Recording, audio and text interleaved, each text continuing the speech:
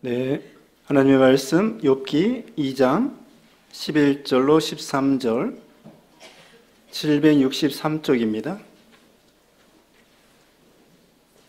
763쪽 욥기 2장 11절 말씀.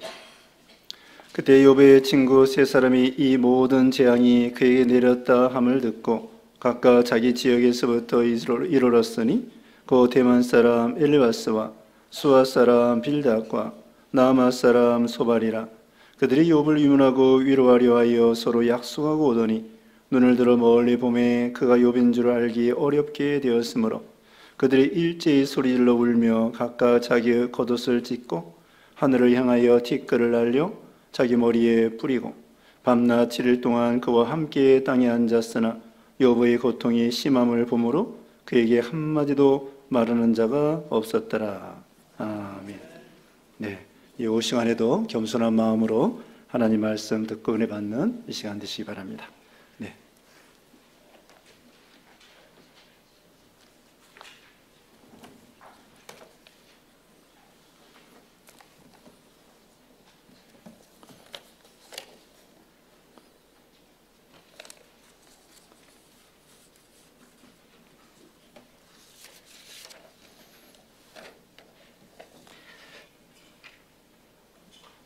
오전 시간 말씀이 좀 무거웠죠.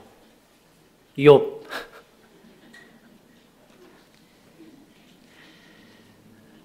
1장에서도 시험이 왔고 2장에서도 시험이 왔는데 이제 2장으로 시험이 끝나고 하나님께서 이제 다시 욥을 사탄에게 자랑하지 않습니다. 1장 8절에서도 네가 내 종 욥을 주의하여 보았느냐? 1장 8절 그리고 2장 3절에서도 네가 내 종 욥을 주의하여 보았느냐. 두 번이나 자랑을 하셨습니다. 이번 두 번째 시험도 욥이 무사히 통과했습니다. 그럼 하나님이 또 사탄에게 자랑할 만하죠.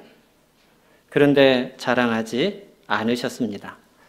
왜 그러셨을까요? 두 번째 시험도 자랑할 만한데 시험이 다 끝났기 때문입니다. 욥이 통과했기 때문에 이제 더 이상 시험할 게 없어요. 사탄도 참소할 게 없습니다. 욥의 생명 외에 뼈와 살을 쳤는데도 욥이 부인하지 않기 때문에 하나님도 더 이상 자랑하지 않고 욥도 시험을 당하지 않았습니다. 그래서 하나님이 욥을 하나님 앞에 자랑했을 때에 이 욥이 정말 그것을 다 통과하고 이제 이후에 보면 욥이 140년을 더 삽니다.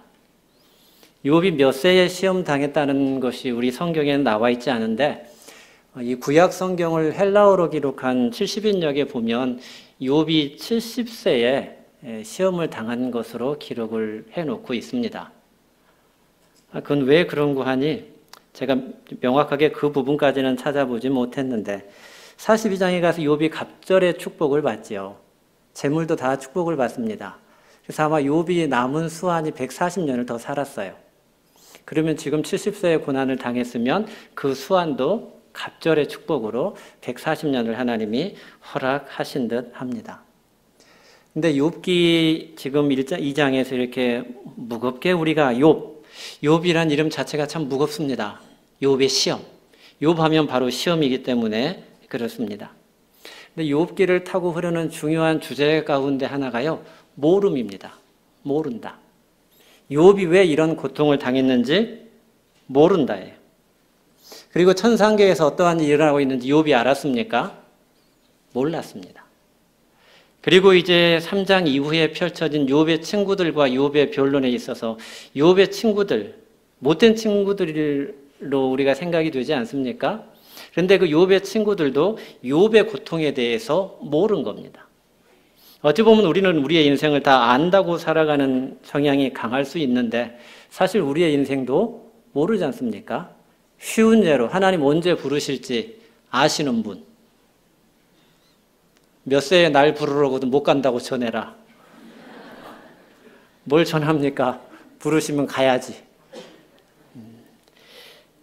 그렇기 때문에 욥의 주제 가운데 하나가 모른다. 우리도 우리의 인생을 좀 모르는 것처럼 살아가면 좋겠습니다. 다 아는 것처럼 살아가지 말고 좀 모르는 것처럼 살아가되 그러나 분명한 것은 욥이 전능하신 하나님을 신실하게 신뢰했다는 것, 그 한 가지는 분명합니다. 이제 오늘 2장에서 보시면 2장에서 10절까지에서 욥의 시험, 두 번째 시험이 끝났습니다. 이제 오늘 11절로 13절까지 내용을 보시면 이렇게 욥의 친구들에 대해서 이제 기록하고 있습니다. 욥기를 다 한 번, 두 번 보셨을 것인데, 자, 욥의 친구들 하면 어떤 생각이 드십니까? 욥기에 나타난 욥의 친구들, 이들에 대한 느낌, 이들에 대한 생각, 어떤 친구들 같습니까? 쉽게 좋은 친구들 같습니까? 별로 안 좋은 친구들 같습니까? 예시면 안 돼. 좋으면 좋다, 안 좋으면 안 좋다 분명히 말씀하셔야죠. 좋은 친구들이죠. 그런데 욥에 대해서 이들은 욥을 공격적으로 반응을 했습니까? 그냥 굉장히 우호적으로 반응을 해줬습니까? 그렇죠. 좋은 친구들인데 왜 그랬을까요? 욥을 정죄하고, 심지어 엘리바스는 내가 아버지 같은 마음으로 너한테 하는데 나이 차이가 많아요, 엘리바스와는. 그래서 욥이 안 들으니까 그런 나이까지 들으면서도 이렇게 이야기를 했습니다. 지금 현재 욥의 상황을 보면 욥은 모든 것 다 잃고 이제는 몸까지도 만신창이가 되어서 죄를 뒤집어 쓰고 앉아있고, 욥의 아내는 그래도 온전함을 굳게 지키느냐, 하나님을 욕하고 죽어라, 이렇게 비난하고 있습니다. 이러한 형국에 욥의 세 친구들이 찾아왔습니다. 욥의 세 친구들은 욥보다도 대기가 다 연장자들이고요, 먼 지역에서 서로 약속을 하고 찾아오게 되었고, 이들은 상당한 수준의 학식과 재물을 겸비하고 있었고요, 또 히브리 신앙, 곧 하나님의 공의와 하나님의 성품, 이 하나님에 대해서도, 그러니까 신적인 신앙관에 있어서도 이들은 상당한 지식을 소유하고 있었습니다. 이들이 지금 욥에게 찾아오는 모습을 여기 11절에서 13절까지 간략하게 기록하고 있습니다. 자, 이들은 여전히 많은 재물과 학식을 가지고 있고 건강한 몸을 가지고 욥을 찾아왔고요. 욥은 지금 만신창이 상거지, 죄를 뒤집어 쓰고 무릅쓰고 있는 몸도 만신창이가 되고 또 재물적인 부분에 있어서도 상거지가 되어 있습니다. 오늘 본문의 내용이 잠깐 욥의 친구들의 등장을 이야기하고 지나가는 것 같은데요, 이들에 대해서 중요한 정보를 저희들에게 주고 있습니다. 그래서 지금 욥기 전체 내용을 보면 1장과 2장에서는 욥의 가정과 시험에 대한 이야기가 되어 있고요, 3장부터 37장까지 내용이 욥의 새 친구들이 등장해서 31장까지는 욥의 친구들이 순번적으로 돌아가요. 엘리바스와 빌닷과 소발이 돌아가면서 3번에 걸쳐서 욥과 변론을 합니다. 이들이 정죄하면 욥은 나 그렇지 않아, 또 이들이 공격하면 나는 그만한 죄를 범한 적이 없어, 네가 회개하지 않으니까 인과응보에 의해서 이런 재앙이 오지 않냐, 그러니까 나는 그만한 재앙을 받을 일이 없어, 이러한 내용으로 계속 반복적으로 31장까지 3번에 걸쳐서 이 친구들과 변론을 합니다. 그것을 보다 못한 젊은 친구 엘리후가 32장에서 37장까지 화를 냅니다. 욥에 대해서도 욥의 친구들에 대해서도. 그리고 마지막 38장에서 42장까지 보시면 하나님이 개입하셔서 정리하시고 욥을 회복하시는 내용입니다. 그러니까 1장과 2장, 그리고 3장에서 37장, 38장에서 42장 마지막까지 세 부분으로 이렇게 나뉘어져 있습니다. 그럼 욥기에서 중요한 부분이 욥의 친구들과 욥에 대한 변론의 내용이에요. 그 부분이 중요하기 때문에 그냥 계속적으로 반복적으로 여러 번 기록하고 있습니다. 그런데 오늘 이 11절에서 13절까지 오늘 본문의 내용을 통해서 욥의 친구들에 대해서 우리가 좀 이해하고 넘어갔으면 하는 부분이 있습니다. 욥의 친구들이 왜 욥에게 와서 그 아픈 욥을 향해서 그렇게 정죄하고 때로는 비난하고 때로는 책망했는가? 그래서 오늘 이 본문이 이해되어야 3장으로 넘어갈 수 있고 3장부터 펼쳐진 이 변론을 우리가 좀 더 이해할 수 있습니다. 그래서 오늘 이 시간에 말씀드리고자 하는 것은 욥의 이야기도 아니고 욥의 아내의 이야기도 아니고 욥의 친구들에 대한 이야기입니다. 그래서 13절 말씀을 보시면 밤낮 7일 동안이라는 단어가 나오죠. 13절에. 그 말씀의 제목이 이 밤낮 7일 동안의 시간입니다. 욥의 친구들이 찾아와서 욥과 함께 해준 이 밤낮 7일 동안의 시간, 이 시간이 어떠한 시간인가? 교환에 이미 나갔습니다마는 세 가지입니다. 첫 번째는 애통의 시간입니다. 밤낮 7일 동안의 시간이라는 요 13절에 기록된 말씀. 이 애통의 시간이라고 하는 것은 창세기 50장 11절에 보시면 야곱이 죽고 그 죽음 앞에 요셉이 7일 동안 애통하는 내용이 나옵니다. 또 사무엘상 마지막 장 마지막 절 31장 13절을 보시면 사울 왕의 죽음 후에 길르앗 야베스 사람들이 그의 뼈를 가져다가 장례 지내고 7일 동안 금식하는 내용이 나옵니다. 그럼 지금 여기 욥의 친구들이 와서 엘리바스, 빌닷, 소발 이 세 사람이 와서요. 욥과 함께 이 7일 동안의 시간을 보내고 있습니다. 그러면 지금 이것이 애통의 시간이라고 하는 것은 어떤 시간인가 하면요. 이 7일 동안은 죽은 자를 위한 애통의 시간이라고 하면 지금 이들이 욥과 함께 7일을 보냈다고 하면 욥의 고통이 죽음에 준하는 고통이라는 거예요. 그 눈 감으면 시차라는 말이 있어요. 워낙에 아프면. 욥이 바로 그러한 상황에 있습니다. 온몸이 다 만신창이가 돼서 눈만 뜨고 코로 숨만 쉬고 있는 그러한 사람이에요. 눈 감으면 바로 시체와 같아요. 그래서 지금 욥이 당하고 있는 그 이 고통이 욥이 죽음에 버금가는 그러한 고통을 당하고 있다는 거죠.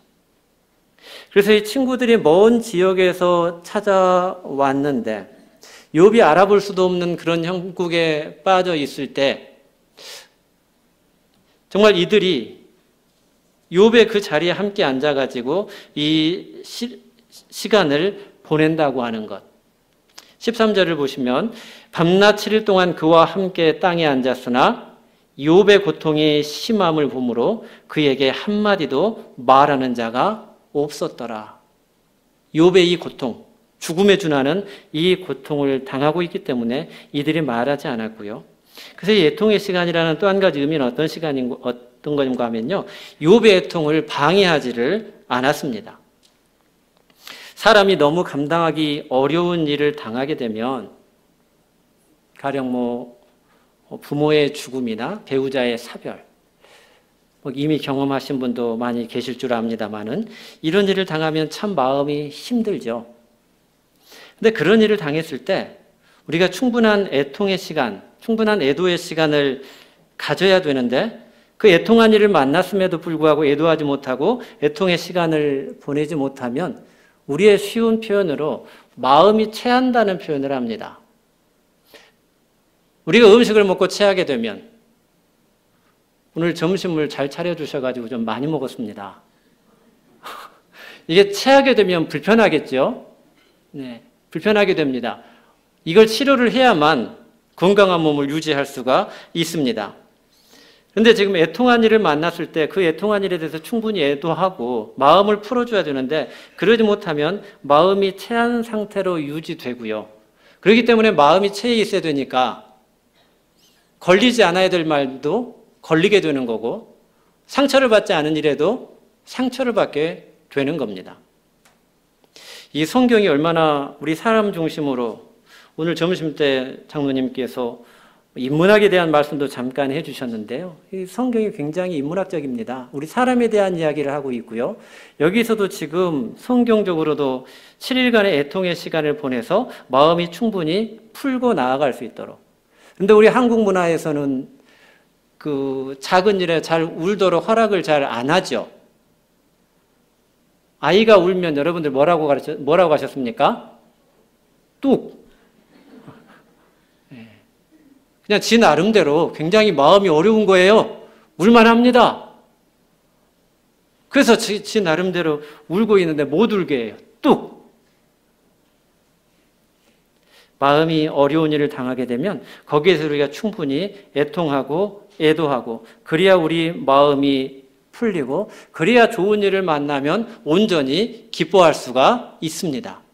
체한 상태로 있으면 기쁜 일을 만나도 내가 체해 있으니까 기뻐할 수가 없습니다. 밖에서 무슨 일을 당해가지고 오늘 사경에 오기 전에 아니면 어제 또는 집안에서 무슨 일이 있어가지고 막 격해가지고 오늘 나오셨다고 하면 말씀도 안 들어오고요. 사경에 와도 기쁨도 없고요.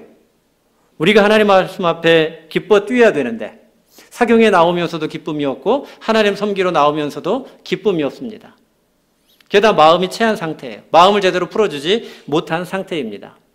다윗은 언제나처럼 하나님을 향해서 기뻐 뛰었고 언약궤가 들어올 때 옷이 벗겨진 줄 모르고 춤추면서 뛰었단 말이죠. 오늘 오시면서 기뻐 뛰셨습니까?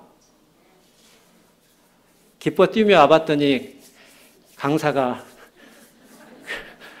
그렇다면 참 죄송하고요. 우리가 하나님 앞에 기뻐 뛸 수 있는 마음의 준비, 이런 어려운 일을 만났을 때 꼭 이런 죽음 앞에서뿐만 아니라 어려운 시간을 만났을 때 풀어줄 수 있는 시간이 필요하다. 지금 여기서 밤낮 7일 동안을 욥의 친구들은 욥과 함께 해줌으로 말미암아서 그 욥에 대해서 친구들도 얼마나 애통했겠습니까? 마음이 비통했겠죠. 그만큼 친분이 있고 그만큼 가까운 사이이기 때문에 먼 데서 이 세 사람들이 약속을 하고 시간을 내서 욥을 찾아오게 되었던 것입니다. 그렇기 때문에 이 7일 7야, 이 밤낮 7일 동안의 시간, 이들에게도 결코 쉬운 시간이 아니었습니다. 욥도 충분히 애통을 할 수 있도록 시간을 주고 자기들도 그 모습을 볼 때에 나한테는 아무런 타격이 없고 나에게는 아무런 손상이 없으니까 괜찮아가 아니라 이들도 마음으로 함께 애통해 준 것을 볼 수 있습니다. 그리고 이 7일 7야의 시간, 곧 밤낮 7일 동안의 시간이라고 하면 두 번째는 공감의 시간입니다. 이 시간은 인문학적으로 좀 생각해 보시면 좀 더 편안하실 것 같습니다. 여기 지금 이 세 사람들이 약속하고 찾아왔는데요. 12절에 보시면 눈을 들어 멀리 보매 그가 욥인 줄 알기 어렵게 되었으므로 그들이 일제히 소리질러 울며 각각 자기의 겉옷을 찢고 하늘을 향하여 티끌을 날려 자기 머리에 뿌리고. 자, 이들이 와서 욥에게 보여준 모습은 울며 겉옷을 찢고 티끌을 날려서 머리에 뿌렸습니다. 이것은 그들이 욥을 공감해 준 거죠. 공감이라고 하는 것은 상대방의 자리에 서서 보는 것을 공감이라고 합니다. 부부간에도 필요한 것이 동감보다는 공감이라고 합니다.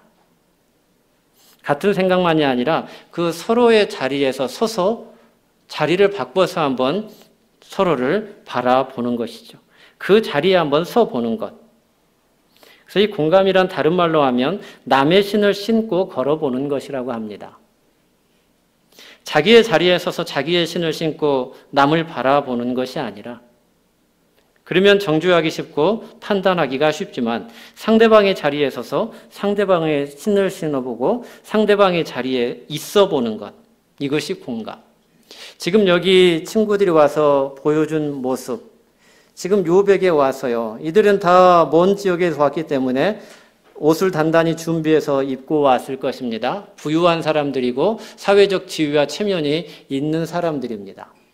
그런데 욥을 보자 자기의 겉옷을 다 찢고 티끌을 날려서 머리에 뒤집어 쓴다는 것은 욥과 같은 자리에 있는 거죠.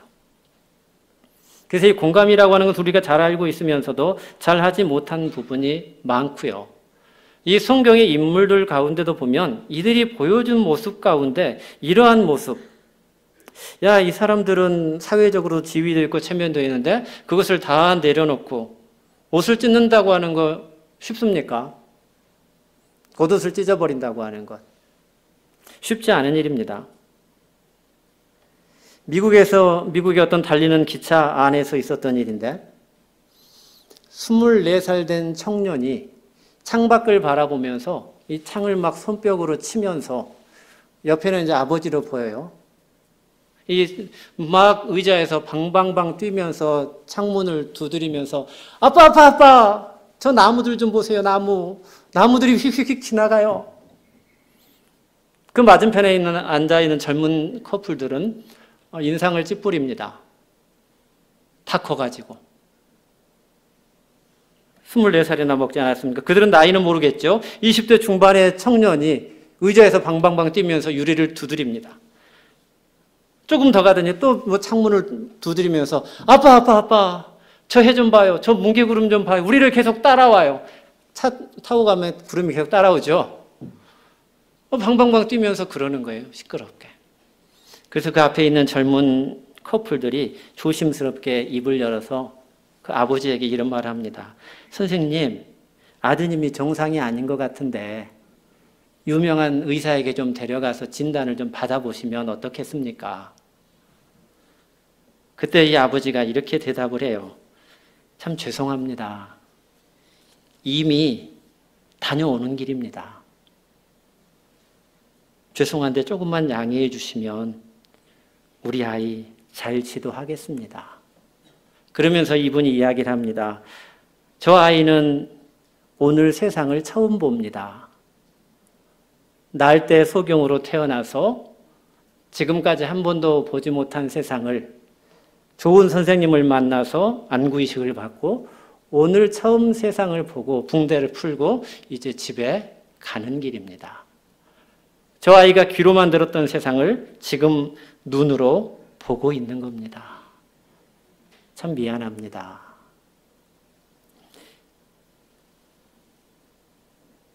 이제 이 커플들이 어떻게 됐겠죠? 아마 이 커플들이 보기에도 그 아이가 뛰는 모습이 이제는 거슬리는 것이 아니라 당연하게 보였을 것입니다. 사정을 알지 못하고 보게 되면 왜 저럴까? 20대 중반의 청년이 쟤는 왜 저래? 기차 안에서 지 혼자 탔나? 이런 생각, 이런 판단이 앞설 수 있겠지요. 그런데 사정을 알고 나면 그런 생각을 할 수 없을 것 같지 않습니까? 네. 세상에 사연 없는 사람 없다고 하지 않습니까? 사람을 깊이 알기 전까지, 그 사람을 깊이 이해하기 전까지 우리가 판단하는 습관. 저희 교회에서도 제가 가끔 그러는데 딱 보면 안다. 이런 말 하지 말라고 합니다. 딱 보면 안 돼요. 자기는 한번 딱 들으면 벌써 다 안 돼요. 근데 딱 보고 알 수 없는 일들이 참 많이 있습니다. 저희가 그 기차에 타 있었다고 하면 저희는 어떤 심정이었겠죠? 그냥 24살 먹은 건강한 청년이 방방방 먼지나게 뛰면서 유리창에 손을 마주치면서 아빠 하면서 여러분들의 길을 심히 혼란하게 거슬리게 했습니다. 그럴 수 있어. 이해하셨겠습니까? 가령 오늘 사경이라고 해서 저 뒷자리에 어떤 청년이 와가지고 이 예배당을 뛰어다닌다고 하면 예배 시간에 왜 뛰어다니냐고 다 나가서 붙잡으시겠죠. 물론 붙잡아야죠. 그런데 그 사정이 없는 사람이 없는 것처럼 그 사정이 다 사람마다 있다는 것이죠. 그러니까 이 공감한다고 하는 것은 그 사정을 알기 전까지는 최소한도로 판단을 아껴야 된다는 것입니다. 그래서 이 욥의 친구들에게 있어서도 욥을 공감한다고 하는 것은 욥의 자리에 함께 한 겁니다. 그리고 13절에서도 말씀하시는 것처럼 7일 7야를 땅에 앉아서 곧 욥의 자리에 함께 앉아준 겁니다. 밤낮 7일 동안 그와 함께 땅에 앉았으나 이렇게 돼 있죠. 곧 이 공감이라고 하는 것은 마음과 몸으로 상대방을 이해하는 것이 공감이죠. 곧 함께 해주는 것이 공감입니다. 이해한다고 하는 말, 이것을 영어로 풀면 우리가 흔히 많이 쓰는 언더스탠, 이것이 이해한다는 것이죠. 언더스탠드, 아래에서 보는 거죠. 이 공감이라고 하는 말이 참된 이해를 한다고 하면 그 사람 그 자리에 또는 상대방의 발 아래에 서 보는 것. 이 땅에서 가장 공감을 잘 하신 분이 예수님 아니겠습니까? 저 위에서 내려오셨죠? 높은 곳으로요, 낮은 곳으로요? 낮은 곳으로 오셨습니다. 곧 저희들에게도 다 예수님의 발자취를 따라오라고 말씀하시는 예수님. 친히 사람의 낮은 자리로 내려오신 예수 그리스도. 그래서 이 공감이라고 하는 것은 인간 이해의 최고봉이라고 할 수 있습니다. 공감해야만 진정한 그 사람을 알 수 있다는 거죠. 이 욥의 친구들에게 있어서 7일 동안 먼 곳에서 약조를 하고 좋은 옷을 차려입고 왔는데 대접은커녕 이들의 옷을 다 찢고 죄를 무릎에 쓰고 외부적으로는 욥과 다름없는 상거지의 모습을 하고 그 죄를 뒤집어 쓰고 7일 동안 앉아있다고 하는 것 심히도 쉽지 않은 일이라는 거죠. 근데 우리가 이런 자리에까지 나아가지는 못할지라도 우리는 섣불리 판단하고 딱 보면 안다고, 우리는 딱 들으면 안다고, 이런 이야기가 있어요. 아들이 자기 아버지의 회갑을 맞이해서 고급 세단을 한 대 사들였습니다. 그래서 그 아버지와 아들이 이 고급 세단 승용차를 타고 아버지가 시운전한다고 이제 드라이브를 나갔어요. 그런데 교통사고가 나가지고 아들은 괜찮은데 아버지가 많이 다쳤습니다. 그래서 아들이 급하게 아버지를 업고 병원에 갔어요. 응급실에서 응급실 의사가 딱 나오더니 자기 아들인 거예요. 깜짝 놀랐습니다. 무슨 일이겠죠? 우붓아들도 아니고 양아들도 아니고 자기 친아들이에요. 이 아들은 자기 아버지를 등에 업고 피 흘린 아버지를 등에 업고 왔습니다. 이 의사는 누굴까요? 엄마. 뭘 그렇게 심각하게 생각하고 계세요? 딱 들으시고 모르시네요. 아이들은 이런 얘기를 들으면 엄마 나와요. 그런데 우리 생각에 외과 의사 하면 무슨 생각입니까? 남자 여자요. 그런 의식이에요. 그런 사고. 삐뚤어졌죠. 잘못돼 있죠. 뭐 아들 하나 두고 아빠를 업고 왔으면 그 보고 있는 사람이 내 아들이면 누구예요? 엄마. 이제 아시네요. 우리는 딱 들어도 모릅니다. 들어도 몰라요. 옆 사람에게 고백하십시오. 전 들어도 모릅니다.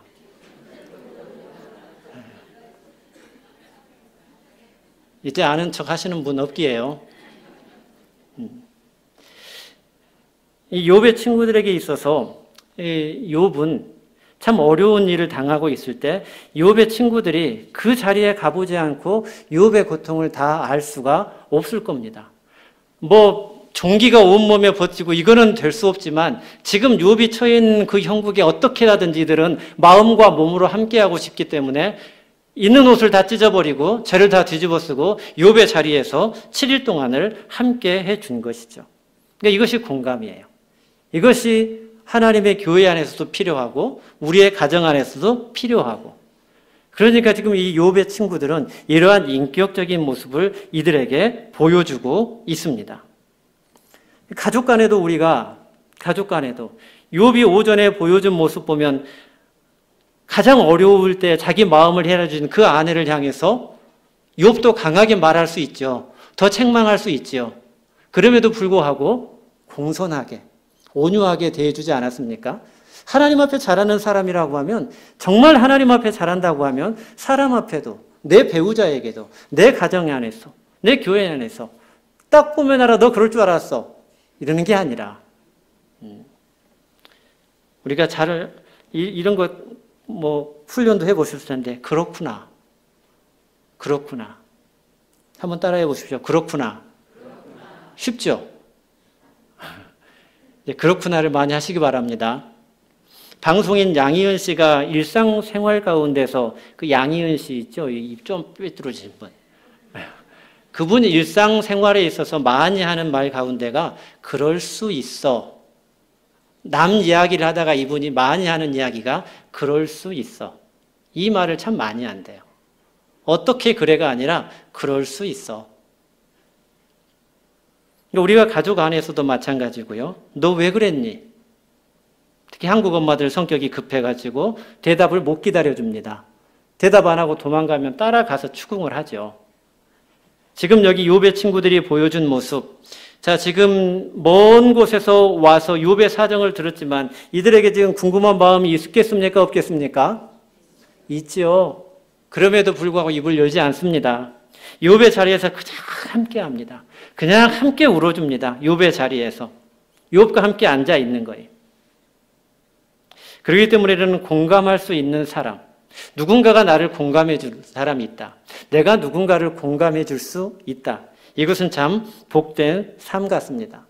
우리가 신앙생활한다고 하면서 하나님을 잘 섬긴다고 하면서 하나님을 잘 섬긴다고 하면 사람도 우리가 잘 섬겨야 맞지요. 예수님께서 우리를 공감하시기 위해서 우리를 몰라서가 아닙니다. 창조주이신 예수님께서 우리를 모르셔서 인간의 몸을 입고 이 땅에 오신 것이 아니라 우리에게 보여주시기 위한 것이고 우리에게 그 일을 따라오라고 하신 거예요. 내가 이렇게 너희들을 섬긴 것 같이, 내가 이렇게 너희들을 공감해 준 것 같이, 내가 이렇게 낮은 자리에서 섬긴 것 같이 주님의 몸된 교회에서 그렇게 하라는 거죠. 하나님이 가정이라는 천국과 같은 울타리를 주셨으니까 그곳에서 서로 공감하면서 천국을 이루면서 살라는 겁니다. 그래서 우리가 이 신앙생활 한다고 하는 것, 나 혼자 잘 믿는 것이 아니라 신앙도 철저한 관계 속에서 이루어지는 것이죠.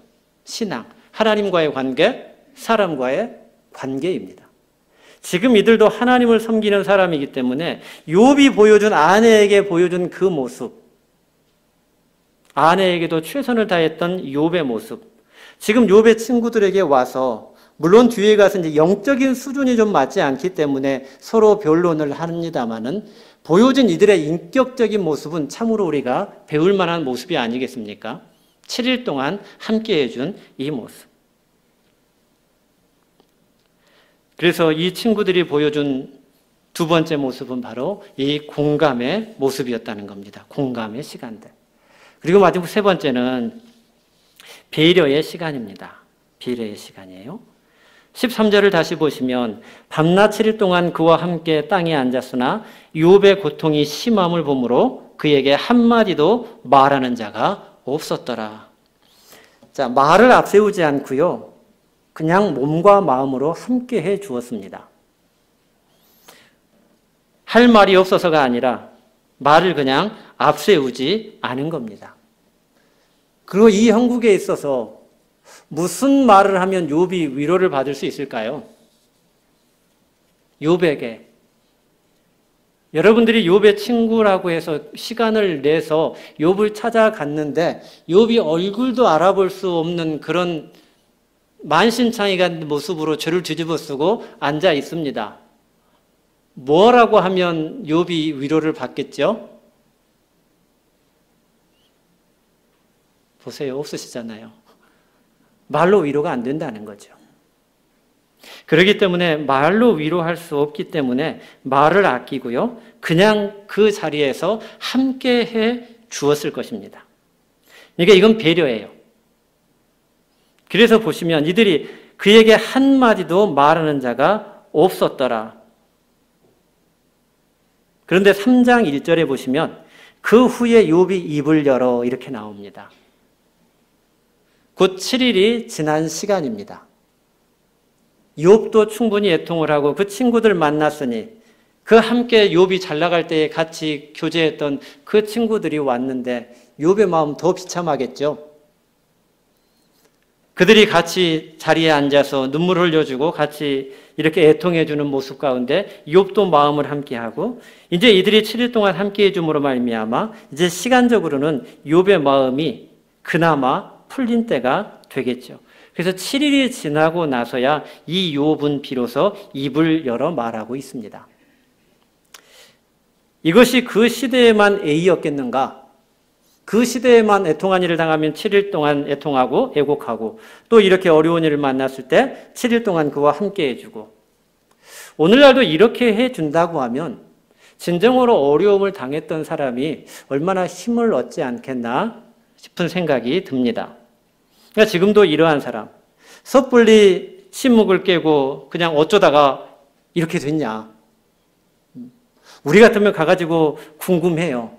가끔 이렇게 문병 같은 데 가보면 목사님 말하기도 전에 막 어쩌다가 막 아이고 막 다 먼저 말해버려요. 욥의 친구들은 그러지 않았고요. 미리 정죄하지도 않았어요. 뒤에 가면 이제 변론이 시작되니까 할 뿐이지 욥이 보여준 모습은요. 먼저 입을 열지 않고 욥이 말할 때까지 그냥 기다려준 거죠. 이건 배려입니다. 지금 너무나도 큰 고통을 당했는데 내가 무슨 말로도 어떻게도 위로할 수가 없다면 그냥 기다려주는 겁니다. 우리는 말로 어떻게 무슨 말을 많이 해줘야 되는 사명자들인 것처럼 먼저 말로 어쩌다가 이렇게 됐어. 회개는 했어. 뭘 잘못했어. 이 말부터 막 끄집어내면 욥이 힘을 얻었기에 나중에 변론할 때는 다 대답을 하죠. 이 기간 동안에 힘이 없어서 아마 말도 하지 못했을 겁니다. 그러니까 욥의 친구들의 모습은요.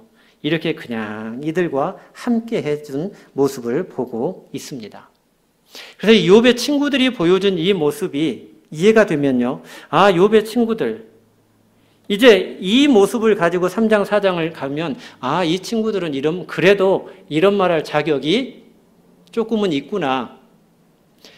이 친구들이 이렇게 참 인격자들이고 이렇게 참 애통을 같이 해주고 공감을 해주고 배려하는 이 사람들이 왜 그럼 나중에 가서 욥에게 그렇게 공격적으로 나아갔을까? 그것은 오전에 말씀드린 그 질문과 적용이 있죠. 그 질문의 세 가지. 욥이 깨달은 그 영적인 질문을 욥은 깨달았지만 그들은 깨닫지를 못했어요. 그 영적인 단계에 있어서 욥이 깨달은 것을 이들은 깨닫지를 못했습니다. 그러니까 자기가 깨달은 것 가지고 욥을 공격했을 뿐이에요. 그런데 욥이 대답하는 부분에 있어서도요. 욥은 다 사실을 대답할 수밖에 없습니다. 그러니까 서두에 말씀드린 욥기를 타고 흐르는 주제 가운데 하나가 모름. 욥 자신도 자기가 왜 이렇게 고난을 당하고 있는지 모르는 거예요. 천상계에 숨겨진 일로 말미암아 하나님이 욥을 자랑하심으로 말미암아 사탄의 그 간계한 참소로 이루어진 일이기 때문에 욥도 알 수가 없습니다. 그러니까 욥은 솔직하게 나는 그렇게 징계받을 만한 일을 한 적이 없어. 너 회개 안 했지 않으니까 나는 회개할 만한 일도 한 적이 없어. 다 이렇게 대답을 하는 거예요. 심지어 엘리후가 막 화를 내면서 욥 당신도 그러면 안 된다고. 욥의 친구들을 향해서도 막 비난을 퍼부어요. 젊은 엘리후가. 그 세 사람이 나와가지고 욥 하나 굴복 못 시킨다고. 욥은 왜 당신이 인정하지 않고 당신 잘못없다고 하냐고.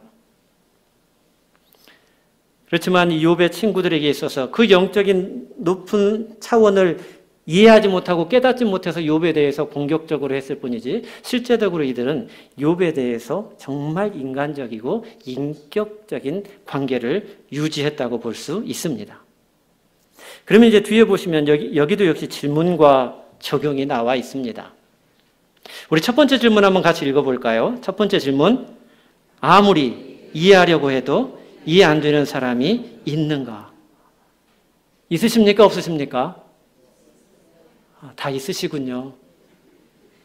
그 소통 전문가로 알려진 김창욱 교수, 이분이 어느 모임에 가서 이해 안 되는 사람 누굽니까? 했더니 남편! 그러더래. 도대체 이해하려고 해도 이해가 안 된대. 여성분 우리 남편은 참 이상해요. 집에 안 들어오면 걱정되고 들어오면 귀찮아요. 뭐 별말 해도 남편은 이해가 안 되는데 이해하려고 해도. 자, 아무리 이해하려고 해도 이해 안 되는 사람 우리가 다 있습니다. 그런데 왜 이해 안 되는가를 우리가 영적으로 풀어본다고 하면 오늘 여기 성경에 나온 지금 욥의 친구들이 보여준 인문학적인 모습으로 우리가 풀어본다고 하면 누구 잣대로 이해하려고 하기 때문이겠죠? 네, 내 잣대죠. 내 잣대. 내 잣대가 아주 고든 자인 줄로 우리가 다 사실은 착각하고 살아가고 있지 않습니까? 그러니까 욥의 친구들도 그런 거예요. 자기들의 신앙 수준, 자기들의 깨달음이 다라고 생각을 한 거죠. 다 알고 있다고 생각하는 거예요. 하나님 천상계에서 일어난 일, 인과응보의 하나님, 신정론 이들이 다 알고 있다고 생각을 한 겁니다. 그러니까 그 잣대에 갖다 들이대면서 그러니까 욥을 계속 공격했을 뿐입니다. 인격자들임에도 불구하고.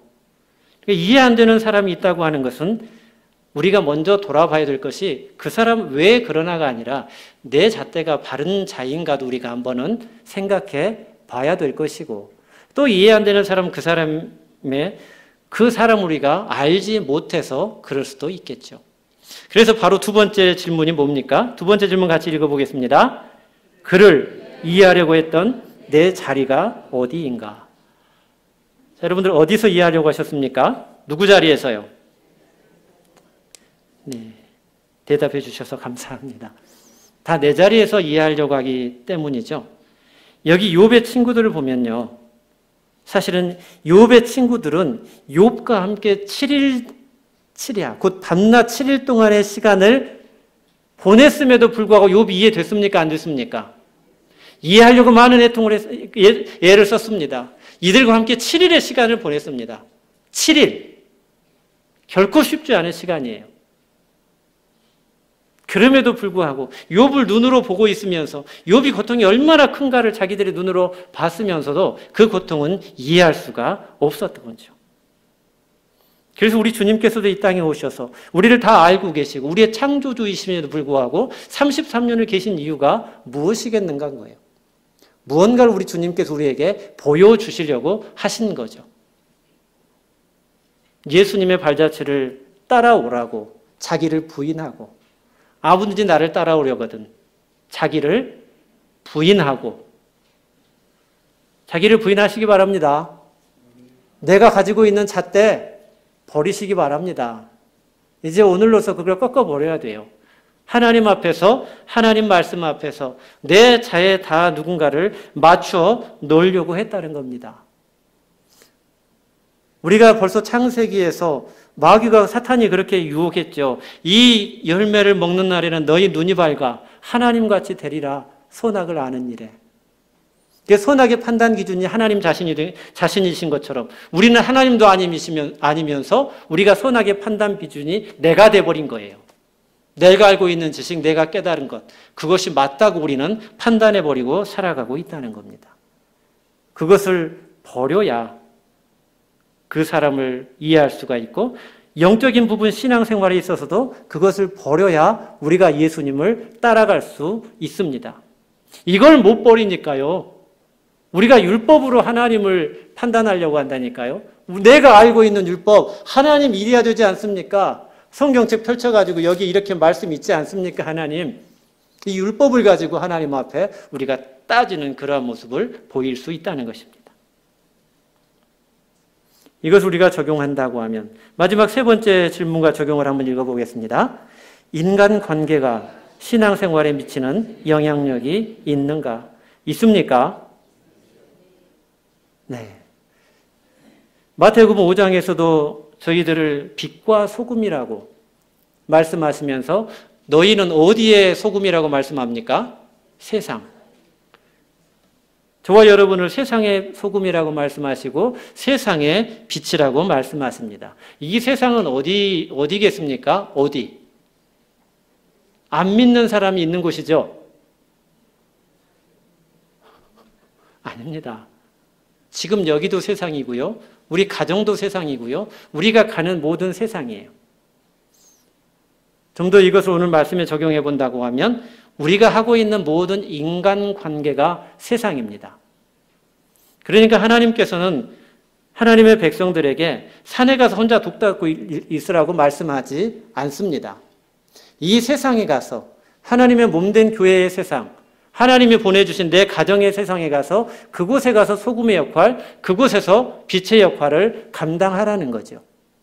그래서 이 세상은 관계로 돌아가게 되어 있습니다. 인간관계예요. 부부간의 관계도 마찬가지죠.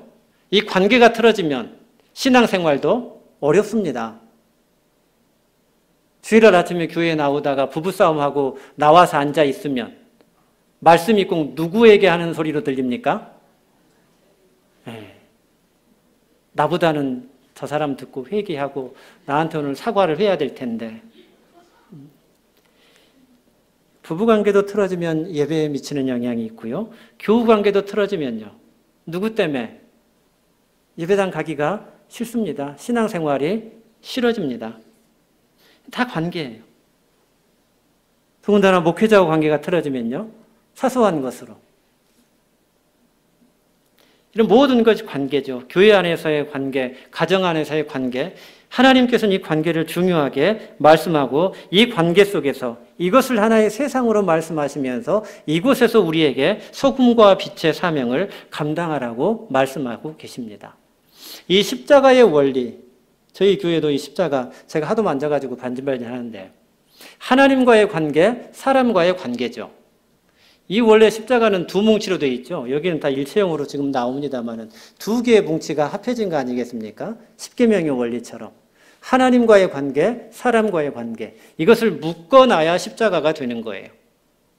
이것이 분리되면 십자가가 아니죠. 우리 기독교는 십자가의 진리죠. 십자가의 종교. 이 십자가가 일체가 돼야만 완성되는 겁니다. 이 십자가는 우리가 지고 따라가는 것이고 예수님이 지신 십자가.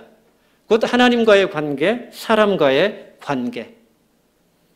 이 관계가 우리 신앙생활에 미치는 영향이 상당히 크다는 거죠. 그런데 이 관계가 어디서부터 틀어지는가? 영적으로 보면 하나님과의 관계를 내가 바로 하지 못하기 때문에 사람과의 관계가 틀어지기가 참 쉽습니다. 욥이 진정으로 하나님을 바로 섬겼기 때문에 친구들과도 마찬가지지만 아내에게까지도 바른 관계를 유지할 수 있었던 것이죠. 이 십자가의 원리라고 하는 것은 우리가 사람과의 관계보다도 하나님과의 관계가 선행돼야 된다는 우리가 다 알고 있습니다. 인간관계를 잘해가지고 하나님 만나기는 쉽지 않습니다. 종종 이렇게 교회 생활 잘 하다가 그냥 인간적인 어떤 교제 모임을 통해서 신앙이 자라는 경우도 있지만 근본적으로는 하나님 앞에, 말씀 앞에 영적인 관계가 바로 돼야 그 영적인 관계에 힘을 얻어서 하나님의 사람으로서 내 가정으로 돌아가고 세상으로 나아가서 빛이 되고 소금이 됨으로 말미암아 우리가 있는 곳에 우리가 빛의 사명을 감당하고 소금의 사명을 감당해야 인간관계도 다 열리지 않겠습니까? 원리적으로 보면 그렇다는 거죠. 그게 십자가의 원리를 해도 하나님과의 관계와 사람과의 관계라는 거죠. 그래서 저는 신앙생활에 대해 이렇게 표현을 많이 합니다. 신앙생활. 하나님과의 관계를 사람 앞에서 증명해내는 것이 신앙인데요. 그렇죠? 하나님 앞의 신앙을 사람 앞에서 증명해내는 것. 하나님이 그걸 원하라고 말씀하세요. 그래서 요즘 교회에 대한 이 정의도 물론 다양하게 많이 있을 수 있겠습니다만은 하나님의 백성들이 모여서 예배하는 곳이 교회이기도 하지만 지금은 하나님의 백성들이 세상 속으로 보냄받은 그리스도의 제자의 사명을 감당하는 것이 오늘날의 교회의 또 다른 정의로 떠오르고 있습니다. 그러니까 모여서 예배하는 것으로 끝나는 것이 아니에요. 이제는 여러분들이 흩어지는 교회가 돼가지고 여러분들이 세상 속에서 빛으로 소금으로 나타나서 그리스도의 사명을 감당하는 것. 어디에서요? 이 세상. 이 세상은 어떻게 돌아갑니까? 인간 관계로 돌아간다는 거예요. 그러니까 이 세 번째 질문에서도 인간관계가 신앙생활에 미치는 영향력이 있는가? 그냥 있는 정도가 아니죠. 모든 것이 이 관계 속에서 돌아가고 있다는 겁니다. 그러니까 이거 신앙생활이라고 하는 것, 저는 신앙은 생활이다. 신앙생활. 분리를 해보십시오. 그럼 신앙은 생활인 거예요. 우리가 하나님을 섬기는 것은요, 하나님을 섬긴다고 하는 것은 이렇게 나와서 오늘 예배하는 걸로 끝나는 것이 아니라 내 삶 속에서 빛으로 살아가는 것이 그 생활이 곧 예배가 돼야 된다는 것이고 그것이 온전한 신앙이라는 거예요. 오늘 하나님 앞에 예배하는 걸로 끝나는 신앙은 반쪽이라고 할 수 있겠죠. 신앙생활, 삶 속에서 그리스도의 제자가 되어가는 거예요. 그리스도의 제자로 나타나는 겁니다. 그것이 신앙생활이라는 겁니다. 그러니까 이제 교회가 모이기만 하는 교회가 아니라 그렇다고 다 흩어지라는 말씀이 흩어졌을 때의 삶이죠. 흩어졌을 때. 이제 이 사경회를 마치고 가정으로 돌아가셨을 때, 세상으로 돌아갔을 때 그곳에서 관계를 어떻게 우리가 해야 되느냐. 이 십자가의 원리에서 하나님과의 관계를 사람 앞에서 증명해내며 사는 것이 신앙생활. 그렇기 때문에 신앙은 뭡니까? 생활. 생활로서 우리의 신앙이 증명되어져야 되는 겁니다. 그래서 오늘 이 욥을 통해서 우리가 살펴본 말씀인데, 욥의 친구들을 통해서 살펴본 말씀인데요. 이 욥의 친구들이 특별히 먼 곳에서 와서 욥과 밤낮 7일 동안의 시간을 함께 해 주었다고 하는 것. 같이 애통함으로써 마음을 풀어줬을 뿐만 아니라 그 자리에 함께 해줌으로써 공감의 시간을 보냈고 욥이 말할 때까지 기다려 주었습니다. 혹 우리가 남을 정죄하거나 남을 판단해서는 안 되겠지만 혹 판단되는 일이 있고 남에게 대해서 어떤 우리가 조언을 하려고 하면 최소한 우리도 그 사람의 자리에 가서 며칠은 있어 봐야 되겠습니까? 네, 밤낮 7일. 낮에만 말고요. 밤에도 가서 밤낮 7일을 그들과 함께 해주고 그리고 말을 하고 싶으면 누가 먼저 한 다음에요? 상대방이 먼저 말을 한 다음에 좀 기다렸다가 내가 하고 싶은 말이 있어도 내가 하고 싶은 말은 뭐 정죄밖에 더 있겠습니까? 그냥 기다려주면서 그가 입을 열어서 말을 할 때까지.